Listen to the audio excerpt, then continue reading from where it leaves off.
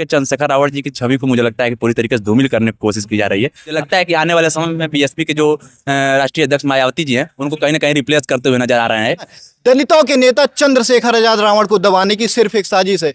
अब रोहिणी जी को किस चीज की चाह है, या तो राजनीति में आने की चाह है या पैसे की चाह है, या उनको जो लाइफ चाहिए थी चंद्रशेखर रावत जो उन्होंने दावा किया होगा। कड़ी कार्रवाई रोहिणी जी पे भी की जानी चाहिए। रोहिणी ने चंद्रशेखर रावण पे हमले अब तेज कर दिए हैं। उनका ये कहना है कि उन्हें भारतीय जनता पार्टी का अब एजेंट भी बताया जाने लगा है, जो कि एकदम गलत है।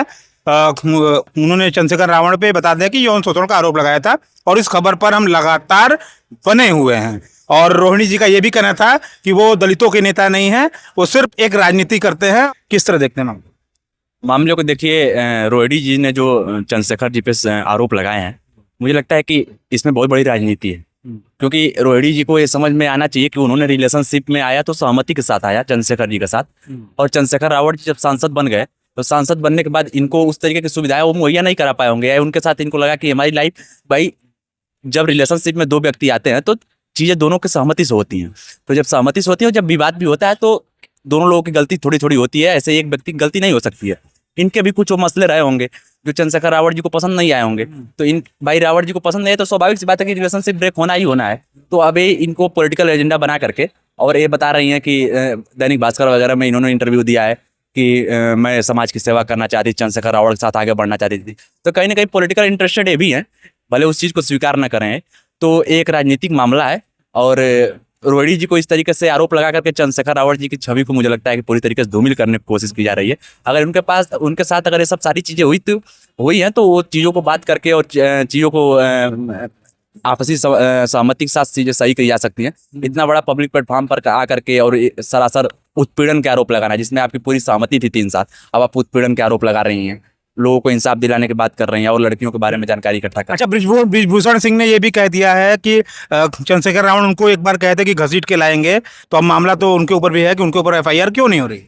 देखिए, चंद्रशेखर रावत जी के ऊपर एफआईआर नहीं हो रही तो इसमें वो सरकार का मामला है। सरकार चाहे तो एफआईआर करे, चार्जशीट दाखिल करे उनके खिलाफ। और ब्रिजभूषण शरण सिंह भी एक पॉलिटिशियन है, तो ब्रिजभूषण शरण सिंह का भी आपसी खटपट हो सकता है चंद्रशेखर रावत जी के साथ, क्योंकि उनका भी आपसी मामला है। एक दलितों के उभरते हुए नेता हैं, तो ब्रिजभूषण शरण सिंह के साथ साथ और भी जितने बड़े बड़े नेता हैं उन लोग कहीं ना कहीं चंद्रशेखर रावत जी के आगे बढ़। रोहिणी का कहना है कि उनके पास प्रूफ है, अब वो कोर्ट में जाके बताएंगे। अब अगर उनके पास प्रूफ है तो वो कोर्ट में जाएं, कोर्ट से लड़ें। अगर चंद्रशेखर रावत जी दोषी पाए जाते हैं तो पूरी दुनिया ऑटोमेटिक जान जाएगी। इसमें इतना मीडिया के सामने आकर के शोर शराबा करने की कोई बहुत विशेष जरूरत मुझे समझ में नहीं आती जी। तो लगातार यानी माहौल बनाया जा रहा है, पूरा माहौल बनाया जा रहा है पॉलिटिकल, सीधे सीधे इस चीज को पॉलिटिकल उनकी छवि खराब करने की कोशिश की जा रही है, ताकि एक दलितों के उभरते हुए नेता हैं, जो मुझे लगता है कि आने वाले समय में बीएसपी के जो राष्ट्रीय अध्यक्ष मायावती जी हैं उनको कहीं ना कहीं रिप्लेस करते हुए नजर आ रहे हैं।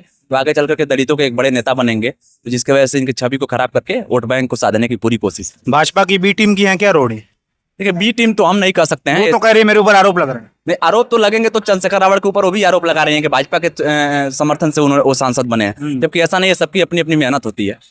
मुझे जहाँ तक उनका कहना है कि और भी लड़कियों से संबंध थे, और भी लड़कियों से संबंध उनका कहना है, तो उन्होंने वो अपनी चीजों को एफआईआर दर्ज कराएं और जाके। और किस तरह देखते हैं आप किस चीज को? चंद्रशेखर रावण और रोहिणी? चंद्रशेखर रावण, ये बहुत ही गलत हुआ है और इस पे सरकार कार्रवाई करे। और ऐसा काम बिल्कुल गलत हुआ है और ऐसे सीख भी लेना चाहिए कि अपने आप पे कॉन्फिडेंस रखना चाहिए। और किसी को रावण गलत है, अब हमारे नजरों में गलत है, वो गलत है जी बिल्कुल गलत है। क्यों गलत है? क्योंकि ऐसा नहीं करना चाहिए था हमारे समझ से, जो है। कोर्ट ने तो निर्णय नहीं दिया है ना? नहीं, कोर्ट ने निर्णय नहीं दिया। कोर्ट में जाने को तैयार है, वो कह रहा है कि कोर्ट में ही बात हो गई। जी जी, कोर्ट में जाने से यहाँ का निर्णय तो लगभग सब कोर्ट पे छोड़ देते हैं, लेकिन जो आम नजरों में होता है वो कोर्ट में नहीं हो पाता है। कितने पावर की पाबंदी होती है और कितने मंत्री का पावर, बहुत लोगों का सपोर्ट पावर से भी कुछ काम बिगड़ जाती है। अपराधी जो है वो बाहर घूमता है और जो अपराधी नहीं वो जेल में बंद हो जाता है। तो कोर्ट अंधा होता है। दलितों को हथियार बना रहे हैं, दलितों का नेता नहीं है रोहिणी जी का कहना है चंद्रशेखर रावण के लिए। रोहिणी जी का क्या कहना है क्या नहीं कहना है ये तो कोर्ट डिसाइड करेगा, क्या उसमें सच्चाई है क्या नहीं है। रही बात कि दलितों का नेता कौन नहीं है, वर्षों से आज तक देख रहे हैं कि दलितों का नेता कौन है कौन नहीं है। उसमें साफ स्पष्ट रूप से उसमें दिखाई दे रहा है कि दलितों का नेता कौन है, उसमें बताने की आवश्यकता है ही नहीं। अगर आप हमसे पूछें कि दलितों का नेता कौन है, तो क्या इस भारत की क्या मानसिकता, अभी दलित को दलित कह रहे हैं आप, एक तो दलित कह रहे हैं, ऊपर से कह रहे हैं दलितों का नेता कौन है। और किसी आप दलित को किसी के जरिए जो विदेश में पढ़ रही हैं, रोहिणी, मैं नहीं कह रहा हूँ, रोहिणी जी कह रही जो भी कह रहा है, रोहिणी जी कह रही हैं, विदेश में बैठ के उनके पास है प्रूफ, लाइए कोर्ट में चैलेंज कीजिए। और जो है ये सिर्फ एक साजिश है। दलितों के नेता, आप कहते हैं दलितों के नेता, लोग कहते हैं ना, दलितों के नेता चंद्रशेखर आजाद रावण को दबाने की सिर्फ एक साजिश है। अभी हाईवे वाला कांड देखे आप, हाईवे पे जो हुआ प्रूफ है उसका तो कुछ हो नहीं पा रहा है।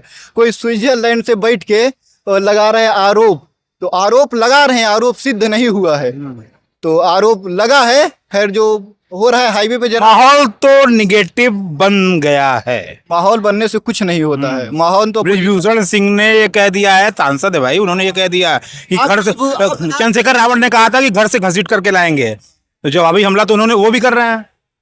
कौन घर से घसीट के लेके आएगा? चंद्रशेखर रावण का बयान था ये बृजभूषण के लिए, घर से घसीट के लाएंगे, जो है उनके ऊपर। अगर जो भी दोषी होगा घर से घसीट के लाया जाएगा, वही चंद्रशेखर आजाद रावण। हाथरस में मामला हुआ, आप देखेंगे सबसे पहले पहुंचने वाला व्यक्ति चंद्रशेखर आजाद रावण है। किसी भी मामले में आप देखेंगे, आप एक सिर्फ नेता की छवि को धूमिल करने की कोशिश की जा रही है और कुछ नहीं।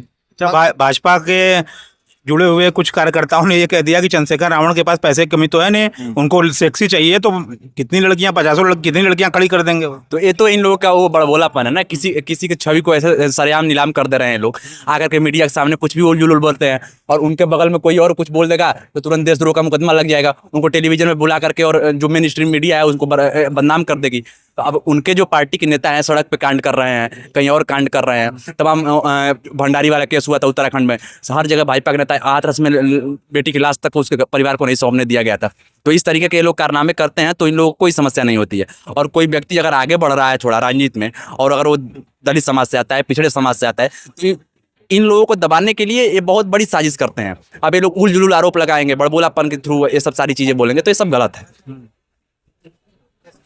उनका ये कहना था कि इनके और भी लड़कियों से संबंध है, और इन्होंने अपनी शादी की बात भी छुपाई, देखिए, इस देश में शुरू से अगर देखा जाए तो अनुसूचित जाति या जनजाति का कोई भी नेता अगर आगे बढ़ता है तो किसी को पसंद नहीं आता है, उसको शुरू से दबाने का प्रयास किया जाता है। और जिस तरह का आरोप वो लगा रही हैं, अगर देखिए, मैं महिलाओं के अत्याचार और शोषण के विरुद्ध हूँ, अगर उसमें सच्चाई है तो उनके ऊपर कार्रवाई की जाए, चाहे वो कोई भी हो, उसमें कोई मतलब दो राय नहीं, या मैं किसी के पक्ष से नहीं बोल रहा हूँ, बिल्कुल कार्रवाई होना चाहिए। लेकिन इस तरह से किसी सांसद के ऊपर अगर बेफिजूल का मतलब अगर आरोप लगा रही हैं, वो भी बाहर से बैठ के, तो बहुत गलत चीज़ है, क्योंकि इससे उनके छवि पे प्रभाव पड़ेगा और उनके क्षेत्र में गलत संदेश जाएगा, उनका गलत छवि बनेगा। पहले उसकी जांच होनी चाहिए विधिवत। अगर उसमें थोड़ी भी सच्चाई है तो उसको आप केस कोर्ट में ले जाइए, लड़िए। अगर होंगे वो दोषी तो बिल्कुल उनको सज़ा मिलनी चाहिए, लेकिन अगर नहीं दोषी हैं, उनके ऊपर फालतू बेफिजूल का आरोप लगाया जा रहा है, तो उसी तरह कड़ी कार्रवाई रोहिणी जी पे भी की जानी चाहिए।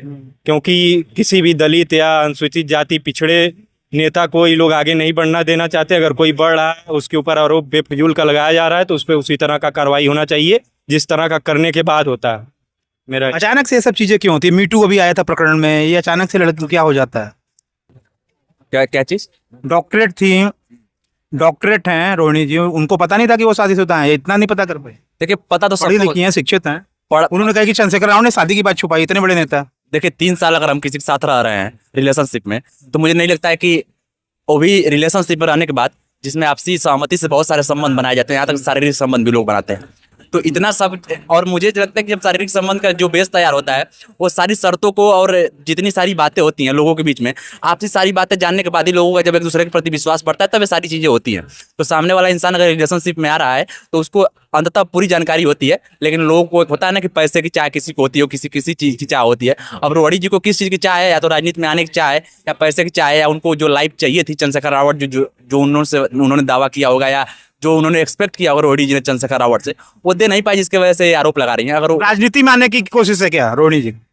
रोहिणी जी की राजनीति में आने की कोशिश नहीं है, जो भी है वो तो उनकी मंशा है, ना आप जानते हैं ना हम जानते हैं।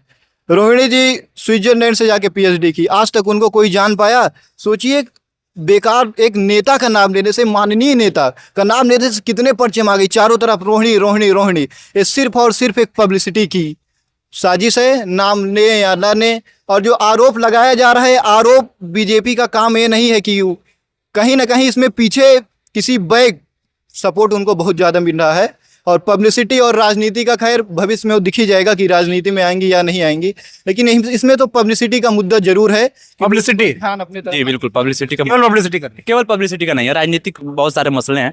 बिना पॉलिटिकल सपोर्ट के इंसान अगर कोई सांसद पे वैसे ही अगर एक आम व्यक्ति को कह दे कि एक सांसद के ऊपर बहुत बड़ा आरोप लगा दे, तो पहले वैसे ही वो थोड़ा सा घबराएगा कि बड़े स्तर का नेता है, बहुत सारी चीजें कर सकता है, जो अगर लोगों के मन में एक होता है बैकग्राउंड में। तो अगर सामने वाला इंसान इतना खुल करके आरोप लगा रहा है, सोशल मीडिया पे बोल रहा है, पत्रकारों के सामने बयान दे रहा है, तो इस तरीके से मुझे लगता है कि एक पॉलिटिकल सपोर्ट भी उनके साथ है। और उन्होंने पीएचडी की हुई है तो उनके पास अच्छी खासी समझ भी होगी, और बहुत सारी चीज़ें हैं जिसकी वजह से रोहिणी जी, अब उनका आंतरिक क्या चीज़ें हैं अब तो वही बता पाएंगे। हालांकि मामला कोर्ट में जाए और अगर कोर्ट से न्याय मिले तो ज़्यादा सही है। तो ये तमाम लोग हमारे साथ थे और जिनका ये कहना है कि ये रोहिणी जी खुद को चमकाने की कोशिश कर रही हैं, ये उनका पब्लिसिटी के लिए है, क्योंकि चंद्रशेखर रावण को तो हर कोई जानता है, पूरा देश जानता है, रोहिणी जी को कौन जानता है, उन्हें तो कोई भी नहीं जानता। तो ये एक तरीके से और भी बात हो रही है। फिलहाल तो ये मामला यहाँ से यही निकल करके सामने आ रहा है कि ये लोग चंद्रशेखर रावण को पूरी तरह सपोर्ट कर रहे हैं। रिपब्लिक हिंदुस्तान के लिए जितेंद्र यादव, धन्यवाद।